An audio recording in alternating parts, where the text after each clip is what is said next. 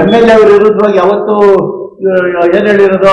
ಅವರು ಈ ಕ್ಷೇತ್ರದಲ್ಲಿ ಗೆದ್ದಿದ್ದಾರೆ, ಗೆದ್ದಿರೋರು ಬಂದು ಜನಗಳ ಕಷ್ಟಗಳಲ್ಲಿ ಸ್ಪಂದಿಸ್ಬೇಕು, ಅಭಿವೃದ್ಧಿ ಮಾಡಬೇಕು, ಎಲ್ಲಿ ರಸ್ತೆಗಳಾಗಬೇಕು, ಎಲ್ಲಿ ಏನೇನು ಕೆಲಸಗಳಾಗಬೇಕು ಅನ್ನೋದು ಜವಾಬ್ದಾರಿ ಅವ್ರದ್ದು. ಇವತ್ತು ಹೇಳ್ತಾ ಇದ್ದೀನಿ, ಅವ್ರು ಅದನ್ನ ಮಾಡಬೇಕು. ಅವ್ರು ಅದನ್ನ ಮಾಡದೇ ಇದ್ರೆ ನಾನು ಇವತ್ತು ವಿರೋಧಿನೇ. ಅರ್ಥ ಆಯ್ತಾ? ಹೌದು, ಕ್ಷೇತ್ರದ ಅಭಿವೃದ್ಧಿ ಅವ್ರು ಇರೋ ಅವಧಿಯವರು ಮಾಡಬೇಕು. ಅವರು ಮಾಡದೇ ಇದ್ರೆ ಇವತ್ತು ನಾನು ವಿರೋಧ ಮಾಡೇ ಮಾಡ್ತೀನಿ, ವಿರೋಧಿನೇ. ತಾವೇ ಬೇಕು. ನಾವು ಈ ಒಂದು 20 ದಿವಸದಿಂದ ಇರಬೇಕು. ನಾನೇ ಜೊತೆಯಲ್ಲಿ ಹೋಗಿ ಆ ಪೆರೇಸಂದ್ರದಲ್ಲಿ ಒಂದು ರಸ್ತೆ 4.25 ಕೋಟಿ, ಇನ್ನೊಂದು ರಸ್ತೆ 5.25 ಕೋಟಿ ಪೂಜೆ ಮಾಡಿ ಬಂದಿದ್ದೀನಿ.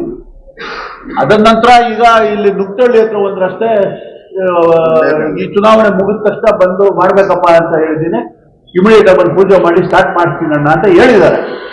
ಹಿಂದೆ ಯಾರಾದ್ರೂ ನಮಗೆ ಹೇಳಿದ್ರೆ ಇಂತಿಂತ ಊರಲ್ಲಿ ಇಂಥ ಕಾರ್ಯಕ್ರಮ ಆಗ್ಬೇಕು ಅಂದ್ರೆ ಅದನ್ನ ಅವ್ರ ಗಮನಕ್ಕೆ ತರ್ತೀವಿ.